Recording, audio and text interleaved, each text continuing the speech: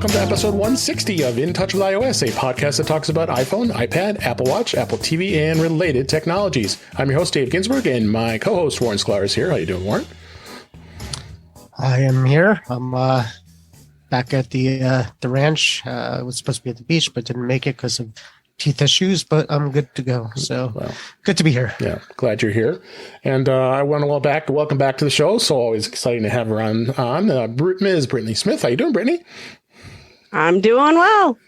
So glad you're here. And we got lots to talk about this week. All kinds of fun, exciting things. Apple had announced their quarterly earnings. We won't go too deep into it, but we'll talk a little bit about that. And got some other good topics we can hit here, as well as some news. So let's just dive right in here and just talk about the earnings that happened this past week.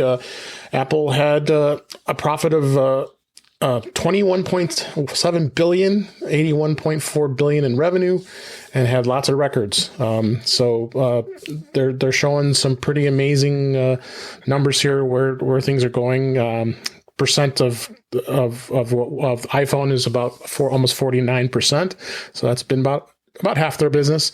But interesting things to see that did increase were wearables and the iPad and services, as well as Mac. It was very interesting to see the services, especially, I think Apple was very happy with, and that was really what they were looking to do. The services actually reached $17.5 billion. It's an all-time record for that. And I think that they have something with these services. Brittany, what do you think? I think the services are probably some of the biggest things that Apple's been doing. It has been a huge push. It's my least favorite thing, mostly because it's a little silly, and I'm not that big on services. I don't watch a lot of TV. I'm kind of boring that way. But yeah, it's a thing they've been pushing for, and it sounds like they've been somewhat successful. Yeah, very much so. And I guess you can combine this. The combined Mac and iPad sales will continue to surge as well. Mac brought in $9.1 billion, and iPad brought in about $7.4 billion. And they're doing a comparison, I believe, saying that if you put the Mac and the iPad together, it could be its own company on a Fortune 500 or the Fortune 100, I think they said. They said just same thing with the wearables. Yeah, right? Yeah, the wearables too, which is another thing. What do you think, Warren, about the services and then the iPad and the Mac?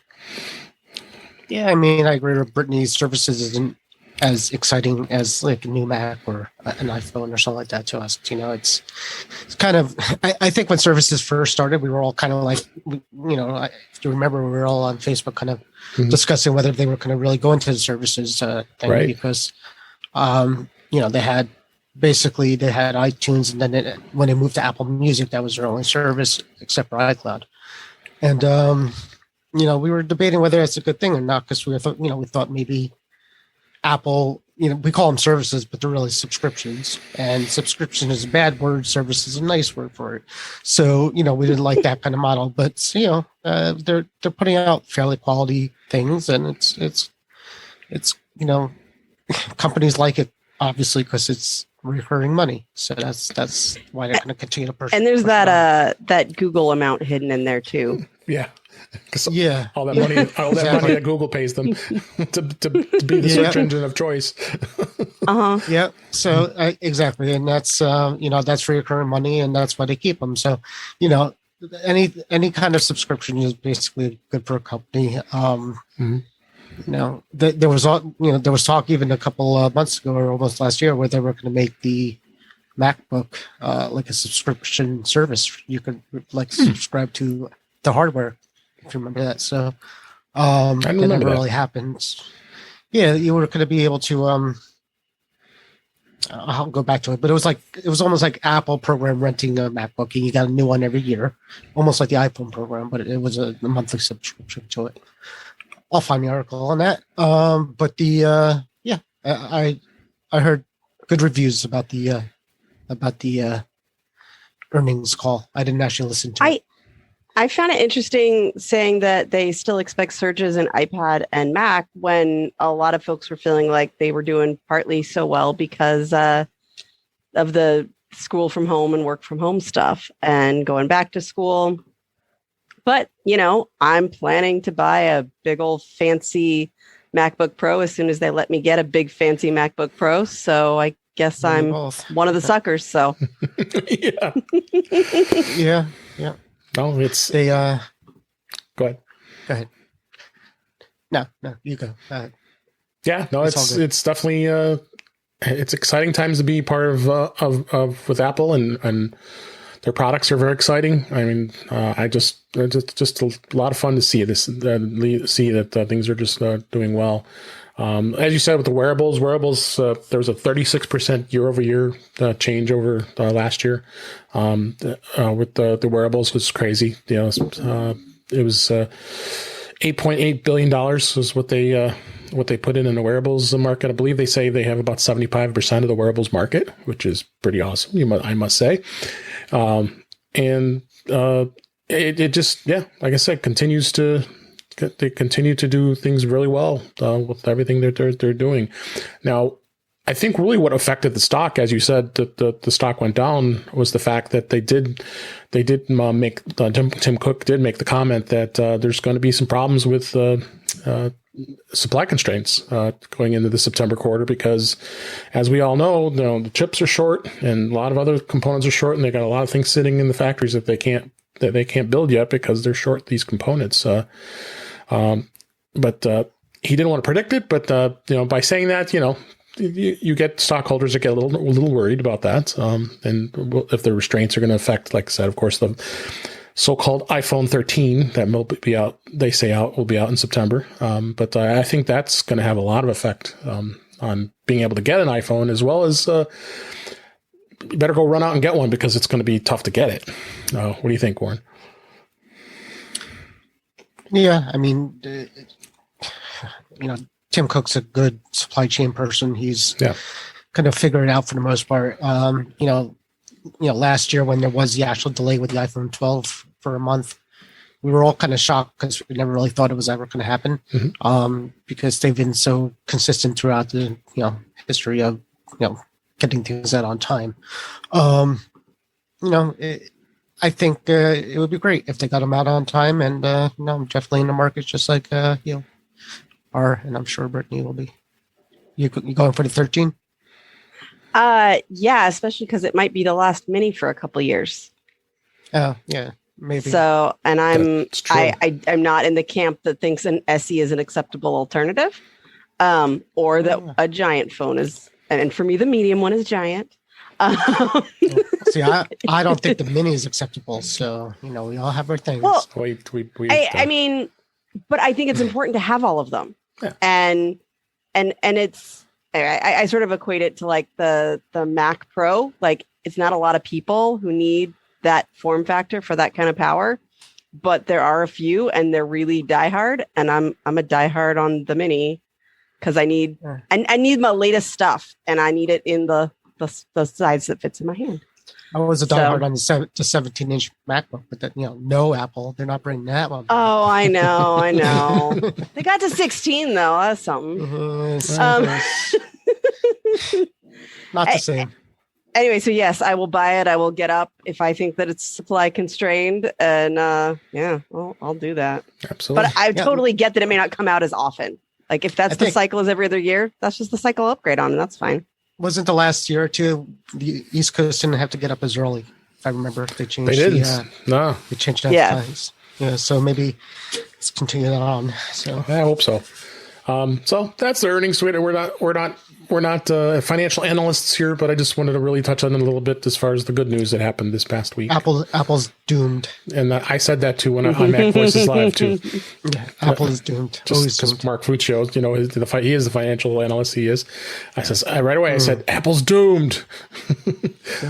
Our related article kind of is. This is Mac Rumors. Apple saw a double-digit growth in iPhone upgraders and switchers in the quarter 3 of 2021. Apple did experience strong double-digit growth in the number of iPhone users who were upgrading. an older device are swapping to an iPhone from an Android device. This was CEO Tim Cook did say that during the earnings call. And Cook had said that it was the largest upgrade quarter of Q3 ever, and that the iPhone 12 upgrade cycle on the whole was very strong. Sales of the iPhone Pro, 12 Pro, and the 12 Pro Max were particularly strong. So, sorry, Brittany, that we're mentioning the Mini or the iPhone 12. So, he said Cook did say that he feels really good about the future of the iPhone because of the 5G, because 5G penetration remains very low, and there's a lot of opportunity for sales growth in the 5G market. And I know they were rumoring about the fact that the iPhone, the next model of the SE is going to be a 5G phone. So you just mentioned you want to get a phone like the Mini that has 5G. And it depends on, of course, where you live, how good 5G is. But yeah, what do you think, Brittany? I think this is good news. Hey, if people are starting to go places, that's great. You can actually use it. I've used it a few times, and it was kind of fun that nobody else in my group had good signal, and I did, and that was fun. We were at the zoo. I don't have it all the time, but when I do, I appreciate it. Absolutely. Yeah, here in the Chicago area, the 5G coverage is pretty awesome, and T-Mobile particularly has been, and people have been saying that their 5G coverage is pretty stellar, considering. But it's good to see that people are upgrading. I mean, I'm glad to see it. I mean, I think now it's going to start slowing down again. Now all these 12s are going to be out there. The 13 will probably kind of level out, but you'll still get people like me who. And Warren, and probably you too, Brittany, that we're more yearly upgraders. So, but this is good news. So, all right, let's go on to the next story here. I found this interesting. Apple says, don't buy AirTag replacement batteries with a bitter coating. This is some Mac rumors. Since AirTags were just released earlier this year and expected to have a year-long battery life, and maybe sometime yet before AirTag users are going to need a replacement battery. But when the time comes for a refresh, Apple is warning customers do not buy batteries with a bitter coating. What is a bitter coating, you ask? It is a coating that particularly Duracell puts on these batteries because, unfortunately, there's a lot of children that get hold of these batteries and tend to swallow them, and it's pretty dangerous for that to happen. So, if it's got a bad taste, then the child will probably spit it out, and that's why they do it. So, but apparently this is a problem with the AirTag and having this coating in there because it's not giving good connection with the AirTag. What do you think, Brittany? I mean, I think to look good, they might want to do something about it, but I think they said could interfere with the connection. The connection, right? To use that particular coating. It'd be nice if this was one of the times when they said more about something, like, safety of kids and whatever, instead of just like, let's not make our thing not work. Yeah. Because I know it was the sale of them was restricted in some countries because of the battery. Australia, issue. There's mentions that the Australian retailers were refusing to sell them because too easy of the access to the battery. I'm like, come on. I mean, my key fob for my car, I have to get a tool to pry it open to get the battery out, but it's still able to get to it. I mean, obviously, Charles not going to get to that thing, but but this, I guess, is a little bit easier. So, any thoughts, Warren? Just reminds me of the time I used bitter apple to keep my dog from eating the furniture. Yeah. I mean, didn't your dog eat an AirTag though? Like actually? Chew it. Yeah. This is actually true. I should have put does Duracell make a bitter battery that you put on the outside of the AirTag instead of the inside? Yeah. That would have done it. Yes. His dog Lola did do some chewing of the AirTag. You know what, Dave? I never got the credit. They never sent me my credit back for the return one.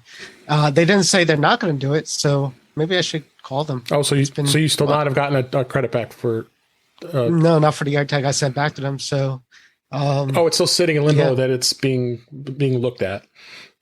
I guess so. It'll stay that way. Like I told you, I had the smart keyboard, or the magic keyboard for the smart keyboard for the iPad that had some stuff going on with it, and it stayed in that for like a year, and I stopped looking because they're not doing anything about it right now. So, well, the Magic Keyboard is more expensive, right? That was decent money. $300, right? Yeah. All right. I know, a little different. Anyways. A little different comparison here. So yeah, I could swallow the AirTag cost. Right. But yeah, yours is a little more substantial. Yeah, a little more substantial. Absolutely. Yep. Next story. This is in Mac Rumors. GarageBand for iPhone and iPad gets an all new sound packs from top artists like Dua Lipa and Lady Gaga. Apple announced it today as we record this, actually, that the GarageBand app for iPhone and iPad has received all new sound packs for some of today's top artists, producers, including remix sessions from singers Dua Lipa and Lady Gaga. Music Creation app has also gained several new producer packs, beats, loops, and instruments created by top producers. I can go on and on of all of these, of all of the ones that are there, but this is good. I'm glad to see that Apple continues to keep GarageBand evolving. I'm kind of sad to say that I believe you could probably bring these over in the Mac version of GarageBand, which I use to edit this show. But it's good to see that Apple is continuing to evolve GarageBand. It's an app that's always fun to play with, and it's not for everybody. I know, Brittany, I don't know if it's something you ever do with doing music or audio editing with GarageBand. I'm so lousy at audio editing. It is not video, film. I can do those. Sure. Actually, I'm a very good editor, but audio, not so much. I try to get somebody else to do it if I can.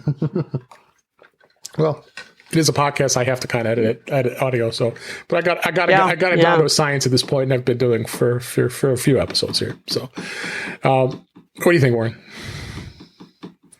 Not much.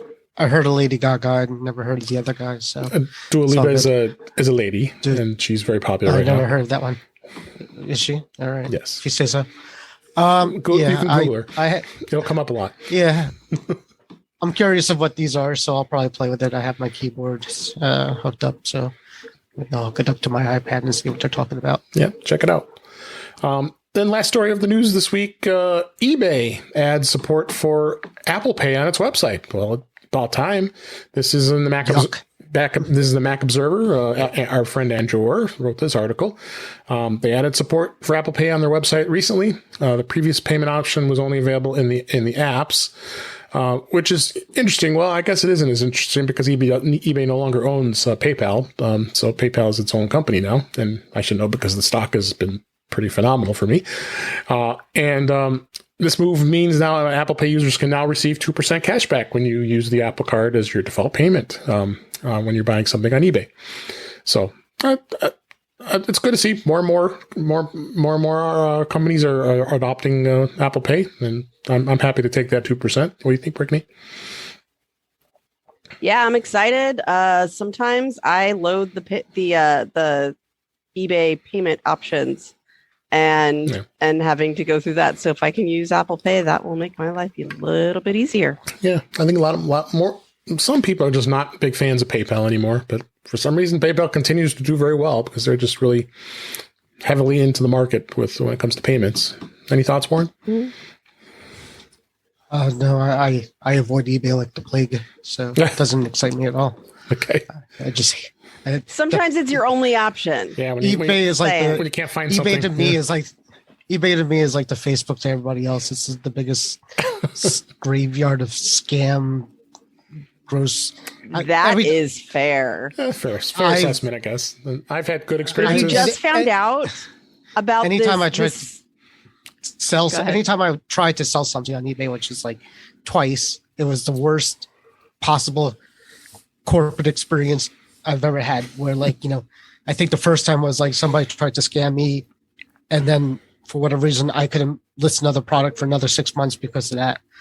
And the other one was like just even worse. So yeah, it's I haven't even been on that page for years and years. Okay. Selling does not appeal to me at all, but sometimes you just really urgently need to get that Star Wars book from the 70s that you just discovered existed. and I don't know where else you go. So yeah, it's about the only marketplace I know of finding hard to find things. And I was a pretty heavy eBay seller back in the day. I haven't done it as much, and there's a few things I've been wanting to sell for a while now, and I've been just too lazy and want to do it. So I have one of my really good friends does it constantly, and he offered to take some of my stuff and do it too. So I guess some people know how to do it. I just don't. Yeah, I buy stuff on it. Yeah, I think mostly. I'm scared to do that too. I'm scared to give them any business. I've had a good experience. It hasn't been that bad. So, all right, that's news for this week. Let's move on. And all I could say this next topic is how important it is right now is you need to update all your iOS devices. Apple had 14.7 come out a week ago since we record this, and then 14.7.1 is now out. This fixes a fix with the Apple Watch unlock bug and more. Article we have here from 9to5 Mac is it was exactly 1 week after 14.7 was released. They found that their iPhone did not automatically unlock their Apple Watch after updating to 14.7 last week, which now fixes that. And it's also has some pretty serious security updates that you got to fix as well. And it also added 14.7 did add support to the MagSafe battery, which we talked about last week, and combining Apple Card accounts and all that stuff. But the most important thing is I think this 14.7.1 is important, and you really should consider updating it right away when it comes to that. Also important to update is watchOS. Actually, that just came out today as we record this. That's 7.6.1. Make sure that you release, you get out there and update that. And tvOS and iPadOS all have the bug fixes as well with the security updates. I know Warren, both of you guys, you're doing your daily drivers as in beta, which we'll get here in a second. But I stay on. Go ahead. My family is all on normal releases, so I went around last week and put the update on all their devices, and of course they dropped this week. So I'm not going to bother them again for a little bit, maybe till the next one. But yeah, unless you have it set to auto load. But important to go out there. You guys, any other thoughts? I will move on to iOS 15 beta for this week.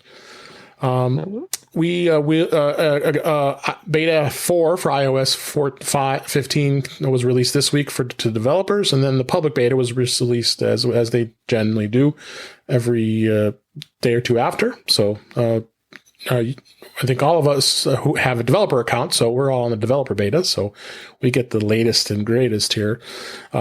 I think the biggest thing that was kind of interesting is they released the MagSafe battery pack, and then it didn't. Then people were going to use it before Beta 4 came out. Beta 3, it didn't work. It showed up as a UPS device. When you look up the battery, it wouldn't even say it's a MagSafe. It wouldn't even say a MagSafe a battery, but now it does with the Beta 4. So strange. I guess they do that now because we had so many spoilers from beta software that got mined. That's exactly what they do. When they release a beta before that's true. The actual product, they admit that. So that's true. So what are you, Brittany? What are you finding so far that you're liking with iOS 15?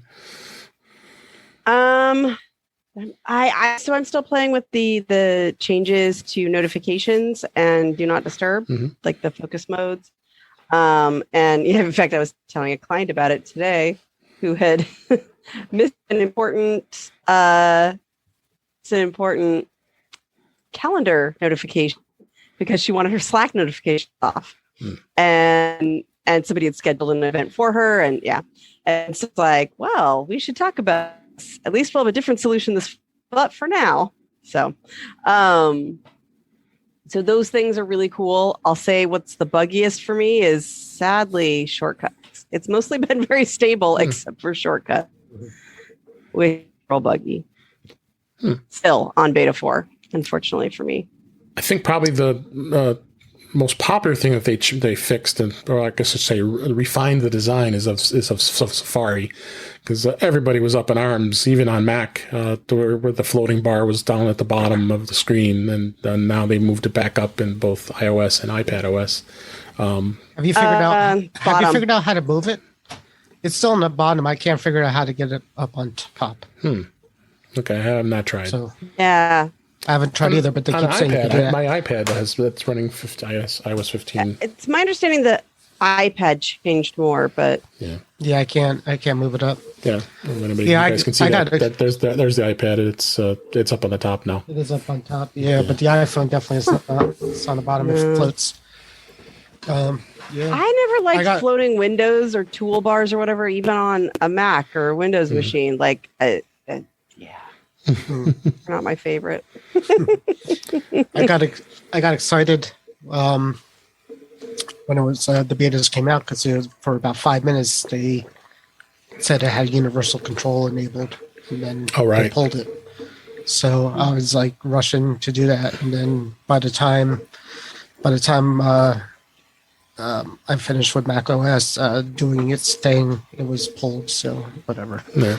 But I'm pretty happy right now. Everything, all my apps work at this point with the beta 4. Salesforce was a big one for me because I use that at work, and I don't know if it's because I'm on the Salesforce test flight.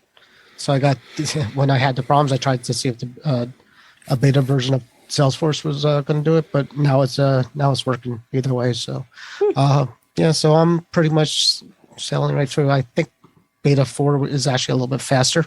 It feels a little snappier than 3. All right. And then a couple of things that they did add is the share button, the dedicated share button for sending an article to someone has been relocated to the tab bar in Safari. Oh, that's right. And the reload, there's a reload button available next to the domain name for quick access to reloading a page. Apple had removed this in the prior beta, making it a long press gesture. I'm sure a lot of people were complaining about that. Showing bookmarks. When you long press on the URL bar, there's an option to show bookmarks, which makes it much easier to get your bookmarks. What a concept for that. And then the reader mode is available on a website. There's now a little icon that can be tapped to enter into it. Reader mode is also accessible through the share interface, through the share sheet. As I mentioned with as I just showed on the stream here as well, when we did live, as well as I mentioned that iPadOS 15, they did an update design of Safari on the iPad. Actually, it's bringing it within line of the Mac OS of Monterey as far as design goes. So it does have a separate tab bar option. So that made it a little easier as well. Again, MagSafe battery support is finally working. And there were some cosmetic changes. I know a lot of people get crazy with this, but the lock screen camera icon looks completely different now. If they slightly tweaked the design, I don't know how important that is, but it does look a little different now. If you look in the article, it'll show the before and after. Shortcuts did gain a return to home screen action that will be used in automations, so they've got that available. So I don't know anything you've looked at yet, Brittany, in shortcuts. No. And they did a new look with this notifications icon in the settings. And so it's a lot of cosmetic changes. The share focus status in the Messages app, you can now tap a contact's name and choose whether or not to share your focus status with them. So if you want to go to a contact and not share your focus status with somebody, you can go into their particular contact and turn that off if you don't want to show that. So yeah, there's a lot more. A couple other things was the App Store account design. So they rounded edges, So again, it's all cosmetic stuff. I don't know, okay, but those sharp people looking out there always find these things. Photos memory sharing has now a functional interface for sharing memories and photos. So with an option to choose a song that's appropriate for sharing. If it's an Apple Music song, it's not available to be sharing for copyright reasons. So you have that, and there's probably more stuff that's out there that but sounds like you got. I mean, I've been using iOS 15 on my 10R that I use as a camera, and it's been pretty decent for the most part. One thing I did also find is this was an article in Mac Observer. Our Andrew Orr wrote this actually today as we record this. You may not need a third-party relaxation app anymore with iOS 15 and iPadOS 15. They've added soothing sounds built into the OS. So they got some backgrounds. Everybody can just relax now. Everybody can relax now. And they've put that in the settings under accessibility, and you can look for audio visual in the hearing section. And the sounds include balanced noise, bright noise, dark noise, ocean, rain, and stream. So, like it. So I have a question for Brittany. I'm sorry. Go ahead. Go ahead. When you're done with iOS 15. Go ahead. So with the shortcuts, I've noticed that iOS 15 includes noise detection, and you can use that in shortcuts, right? Yeah. So I tried it, and I couldn't get it to work. But in theory, I want to make a noise. I want to run a shortcut based on noise detection. In theory, that should work going forward. The automation, yeah. So it's an automation. I mean, in theory, I've never tried one, actually. I tried it. It didn't work. So essentially, I want... Because you could record the noise now, right? I think that's what you could do. It used to... It was... is that true? You could actually record the noise that you wanted to detect. And I thought... I thought it just did the generic ones. Well, like a baby crying. That were built into the system. Yeah, the baby crying, dog barking, doorbell ones. Of course, our doorbell plays music, so I don't know how effective that is. I'll look at it. I thought you could customize. You could make a custom one, because what I was trying to do is make if I open up my garage, I'm sorry, I've been trying to get my Tesla to work the garage for like how long, Dave? Since I got it, like about a year.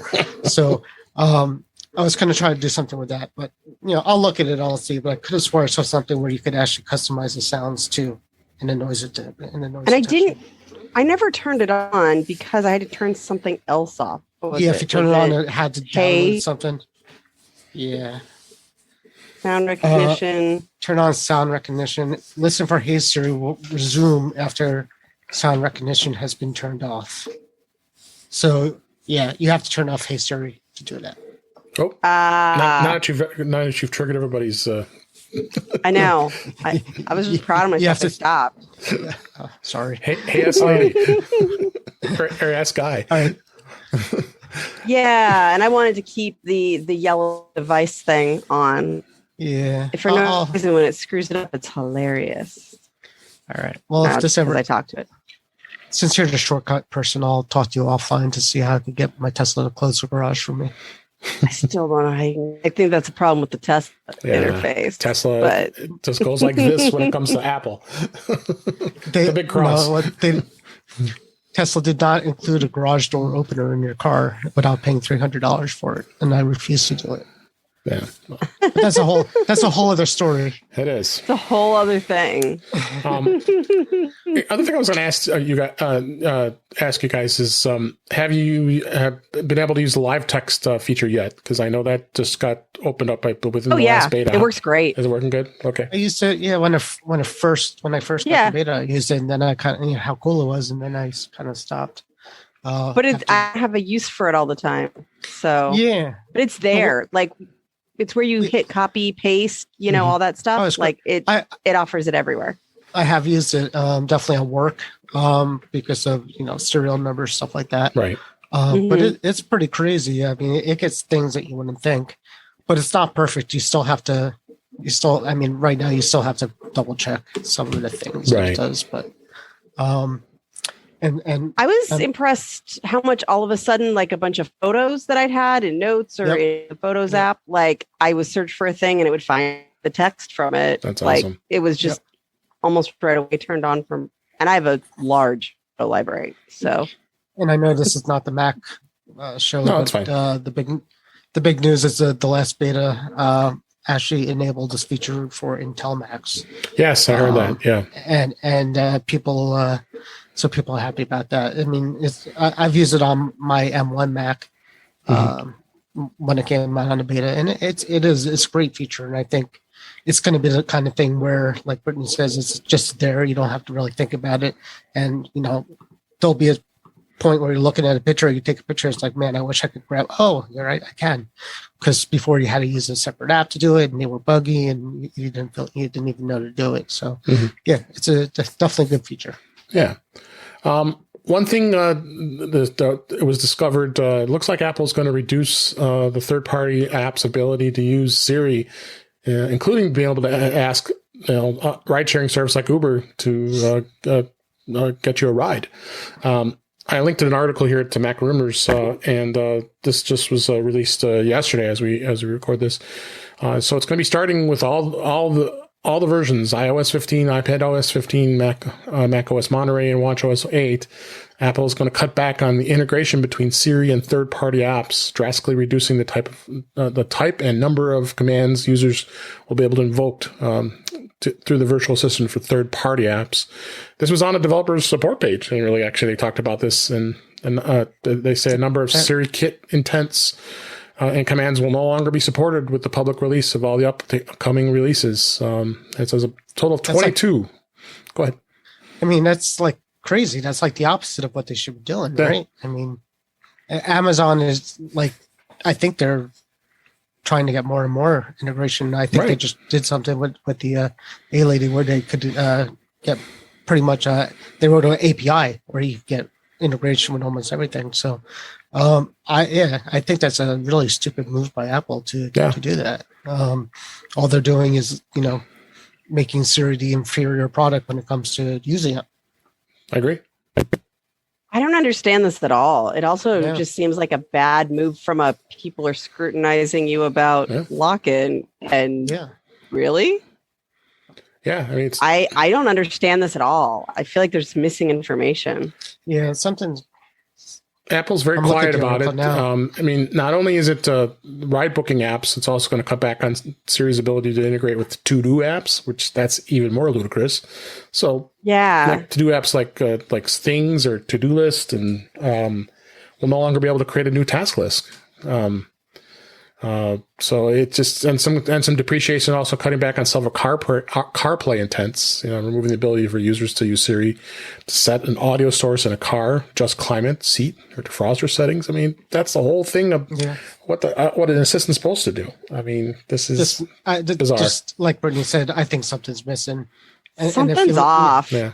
In the Mac Rumors article that you linked, you could tell by the 171 comments that people are talking and not happy about it. So I got to think it's either miscommunication or it's gonna be some kind of mistake. It's going to be pushback. I mean, they quote saying that Apple's been rather quiet about it, but I believe they're going to get a lot of pushback on this, and I would think that they would give in on this. So I thought it was. I mean, it's not even pushback. It would be more like. Push back and make them restore it. Yeah. I mean, you're digging your own grave with trying to get Siri to be a viable assistant, and you're going to be selling less iPad Minis or iPod Minis. So because of this, not iPod Mini, the real talk. Those were really like kludgy and unintuitive to set up, like those manual ones that direct, because that's the older way to do it. That's before the shortcuts way, right? But at the same time, like that was, that you haven't really fully replaced it or given something better yet. And so why wouldn't you just keep it on for nothing else, appearances, and to theoretically do it until you have something better? Yeah. Like, I mean, realistically, it didn't work that great. Like it didn't work as well as we would have liked it to work, but you got to have something better. And I don't know that they do. Yeah, it doesn't seem like it. So, like I said, I think there's going to be a 360 change on this. It's got to be something that we're just not finding, and Apple's being just quiet about it. So, other topic I wanted to talk about a little bit here was this was interesting. Apple is demanding that a Chinese leaker reveal their sources of as far as about unreleased products, or they'll be reported to the police. I'm like, okay, Apple's going to say, we're going to report you to the police about this. I mean, last I checked. Which police? Yeah, especially if it's Chinese. It's a Chinese leaker. Does Apple have any rights to do this? I just don't see it. I wanted to kind of debate this a little bit here. This was also an article here in Mac Rumors. They had sent a cease and desist letter to a leaker that's based in China, and it's continued attempts to curtail leaks on unreleased products, which, good luck. The Chinese citizen who shared images of stolen Apple prototypes on social media was sent a warning letter. This was back in June, as we record this, and extracted the letter saying you've disclosed without authorization a large amount of information related to Apple's unreleased rumored products, which has constituted a deliberate infringement on Apple's trade secrets. And thorough investigation, Apple has obtained relevant evidence about your unauthorized disclosure of Apple's unreleased rumored products and blah, blah, blah, blah, blah, and your intentional infringement. And then they're basically asking them to stop obtaining, advertising, or selling leaked information, which, I mean, I guess Apple has a right to ask that. And it goes through, I don't even want to mention any of these leakers because I try not to follow some of these really shady ones that are out there. But they did have some pretty legit stuff about when the iPhone 12 Pro's rear glass, so they were on it, and the 12 mini display unit, the A14 chip. So they had a lot of stuff that was accurate. But even John Prosser, who is a pretty much more substantial leaker, who's probably not anywhere as bad as these Chinese leakers, even had accurate renderings of the AirPods Max before they were released. So I want to hear what you guys think about this. I mean, I think the leakers have a place. I mean, if I remember correctly, the website, I forgot the name of the website that Apple years and years ago had just got shut down because they were doing this. But it was a different era back in those days. So it's a little different now with the advent of social media. Gawker. It wasn't Gawker, right? No, I forgot. It was Apple. I can't remember what they were. I mean, I'm sure it'll come to me, but it was one of those old sites. It's gone, no longer around. So, Gawker was one of those. That was the old days when the iPhone the iPhone 5 was in the bar. That's right. They wrote the story about it, and right. Apple didn't like it. So yeah, they did full pictures of it and everything. So, what do you think, Brittany? Do you follow a lot of these leakers? I don't. I mean, I follow the podcast to talk about them later on occasion, but that's it. So no, I don't. I end up getting it pretty filtered, which, for some types of news is not a good thing. And in this case, I think it serves me pretty well. Yeah. Be surprised. I'd rather be surprised in a lot of cases, but it's almost with when we go to when we attend the events, it's almost like, oh yeah, well, I already knew about that. I still hear them because I still hear the podcast that talk about them. It's hard not to hear about them, right? But that's. But I'm kind of interested in knowing what's coming to make buying choices. Sure. I don't need to know every detail, but I like being mentally prepared that I'm going to get an iPhone mini this year and maybe not next year, and just hope I get one the year after that. Yeah. But I don't need to know the details about it, right? Like, I don't need to know what the camera that's on it or other features. Like, those are nice to be a little surprised with. And, sure. I think you get to a point where sometimes a leak could also be a compromise of other kinds of security. And I don't know how often that happens, but, it's I'm sure a thing that causes people a lot of stress inside Apple. Yeah, and this article had a lot of comments. There was over 111 comments. I actually like this one first here. If only the leakers used Mac Rumors. Because Mac Rumors has become a trusted source of rumors. Warren, I know, Warren, you're like all of us, you're a big follower of Mac Rumors and some of the other sites. Do you look at this stuff? At 9 to 5. Yeah, well, I mean, first of all, Mac Rumors in their name, that's what they are. Right. They're a Mac Rumor site. So there's obviously an interest in it. There's obviously people interested in the rumors and the leaks because that's why these sites exist. I try to figure out what, I don't know if there's any monetary reward for these leakers. I mean, are they, from what I understand, the chain goes like this. There's somebody at Apple who is sharing their company's secrets with somebody and getting something in return for that. I don't know what the actual leaker gets at that point. Mm-hmm. I guess he sells the information to other people, maybe. Yeah. Because there's got to be something involved with that. But as far as Apple going after the leakers are drug buyers and the drug dealers are the people at Apple, or the people at Apple who are giving the secrets out. So who do you go for? You obviously Apple's going to. I think they said something not that long ago that they were going to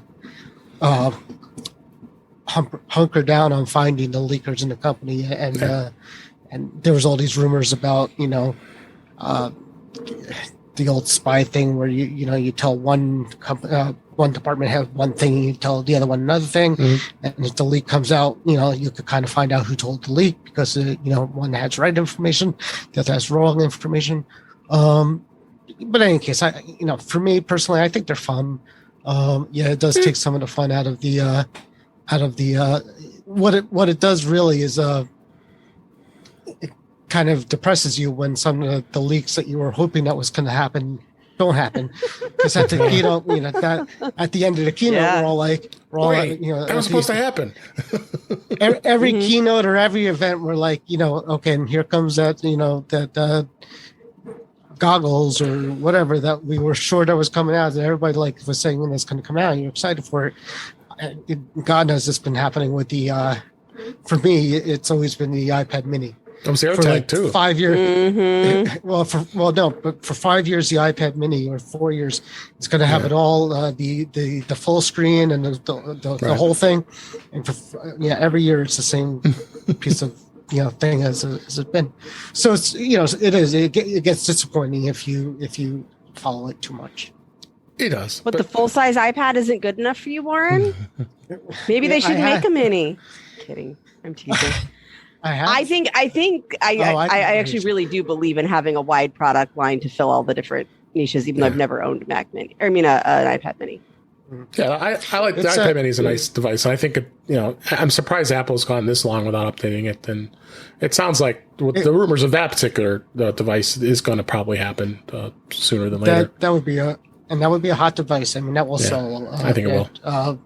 A nice screen on a and be so portable iPad. And be portable. Yeah, absolutely.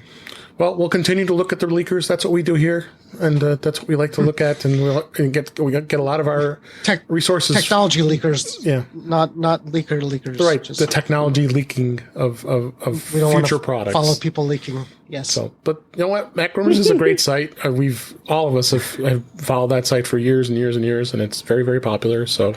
That's not going to change. Those guys make a pretty good dollar on what they do. So, and we appreciate them. So, at least them. The Chinese, I don't know. I'll probably say otherwise. Next topic I wanted to bring up is about podcast apps and media. Last week we talked about podcasts. Pocket Casts got bought out by Automatic last week, and wondered what they're going to do with that product, and they're going to integrate it to maybe WordPress and other things, or they're trying to get more into the podcasting world. And they offer other stuff as well on that as far as Pocket Casts go. But it was an interesting announcement today. This was announced by Tunein. Tunein is a media app as well as has podcasts, but it also has like radio stations and a lot of public media that's out there. And iHeart Radio, which is a very big broadcasting company that owns 850 plus radio stations across the country. And what they did is they announced a partnership that now that iHeartRadio is going to allow all of their 850 stations on TuneIn. So you've got both platforms. You don't have to be an iHeart subscriber or an iHeart user to just listen to that stuff, because that's what always frustrated me. And I'm kind of a radio listener. I like listening to the different radio stations around the country, as well as I listen to a local station. I always use it on my phone. The last time I remember turning on an actual AM or FM radio to listen to a station that I like to listen to. So, but interesting to see how they've just did a strategic partnership where TuneIn now is going to have all that content. So now I don't have to go to iHeart to be able to listen to something just on there, and now I'm going to be able to listen to it in both places. Now, granted, both services have a a paid version, premium version, which of course you would pay because you don't want to listen to ads, and because they do have some annoying ads that pop up all the time. But really, what my thought was, first off, I guess I should ask both of you, and Warren, have you used either one of these apps? Have you ever used TuneIn or iHeart? My Tesla has a TuneIn app, national dedicated TuneIn thing. So which I have used it in there, and so this is good news for me. This means hopefully I'll get more content in my car.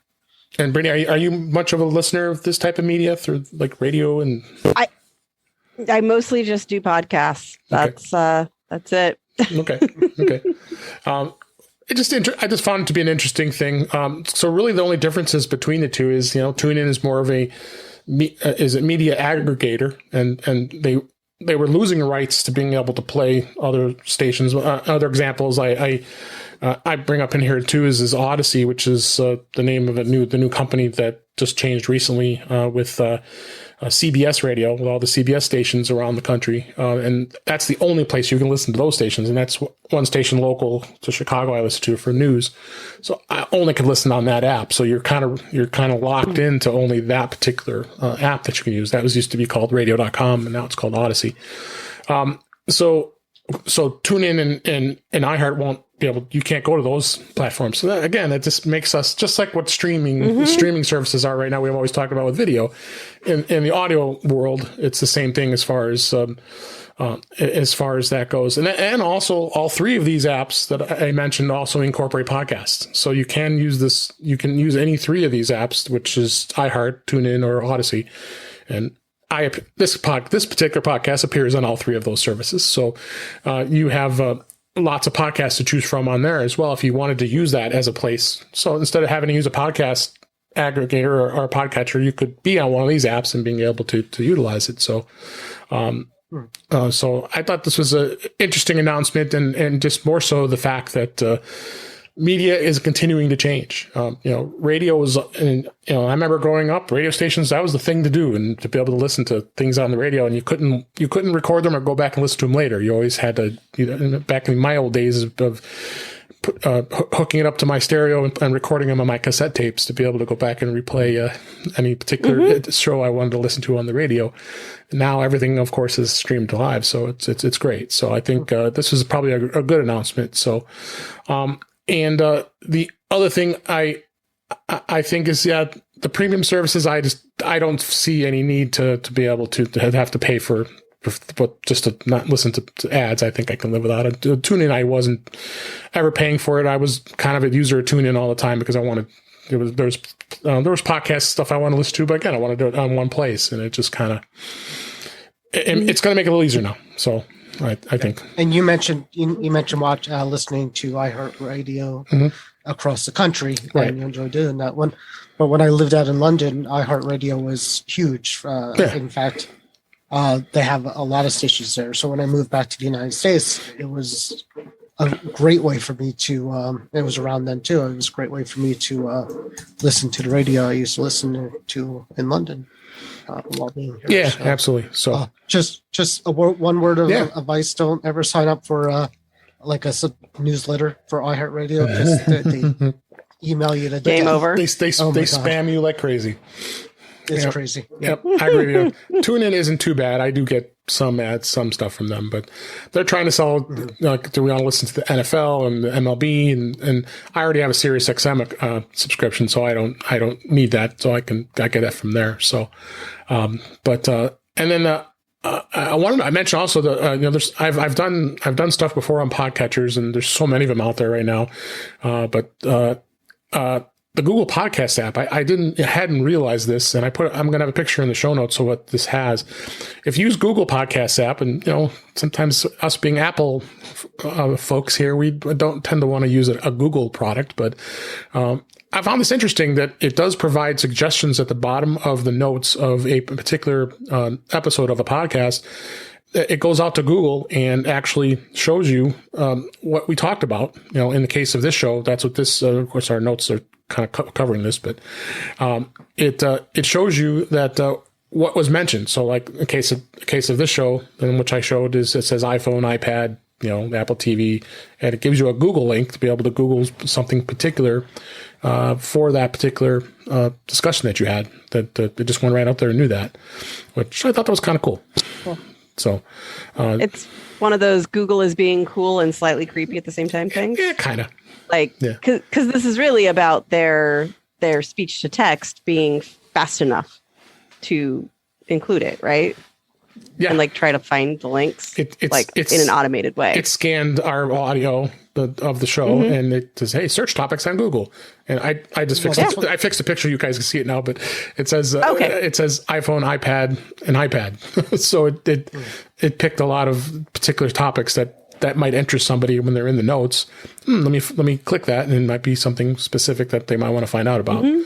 I wish it would be kind of stuff that we actually talked about, but I mean, I guess it's a good start. So, any other thoughts about the podcast apps before we move on here?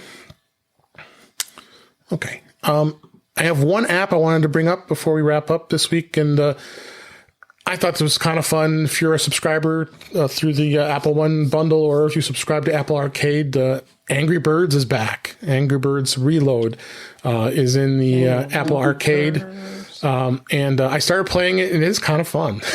It's the graphics are really, really impressive. It works on all platforms: Mac, iPhone, iPad, and Apple TV. And the characters are back, and new characters, and you got Defeat the Eagles and the Pigs. And if anybody's played Angry Birds and how much time wasting it does, I thought it was a kind of a cool app and cool game to check out. And Arcade, I'm starting to find more and more some fun games that are in Arcade. I didn't think I'd find much value in it, but it's part of the bundle. Since we have the Warren and I both have the Premier bundle, so we got it all. So check out. I just finally broke my Angry Bird addiction a couple of years ago. Okay, so I shouldn't. I don't fall off the wagon. I said don't fall off the wagon. I didn't mention this, so but exactly. But check it out. I thought it was cool. So with that, we have brought this show to a almost close here. Let's go ahead and wrap things up for this week. And that is a wrap for this week. Please send your comments, questions, and suggestions to our email address, feedback@intouchwithios.com. You can follow us on Twitter @intouchwithios. You can go to our YouTube page at youtube.com/DaveG65. You can also subscribe in your favorite podcatcher, including Apple Podcasts, as well as Tunein Radio and iHeart. iHeart, if I could talk, and many others. But better yet, go to our website at intouchwithios.com, where all the links to all the ways to listen to us are there. And I am Dave Ginsburg, and you can find me on Twitter at DaveG65. Brittany, thanks so much for being here again. We always love having you on the show. Tell everybody where they can find you. Thanks for having me. Yeah. On Twitter, I'm ADD Liberator. I have recently gotten my YouTube channel to also be ADD Liberator. And yeah, those are good places to find me. Thanks for having me. Well, I really appreciate you being here. And Warren, thank you as always for being here. And Back to the Future seems to have been pretty steady with the posts and such and all that fun stuff. Yeah. Been a slow. Seems slow, yeah, actually. It's a summer, I guess. Nothing much is. I mean, it's a summer. Let's go with that. But yeah, you can find me there if you could stomach Facebook. And Brittany, thanks for coming again. It's always good to see the Little Mermaid. I'm always happy to see that.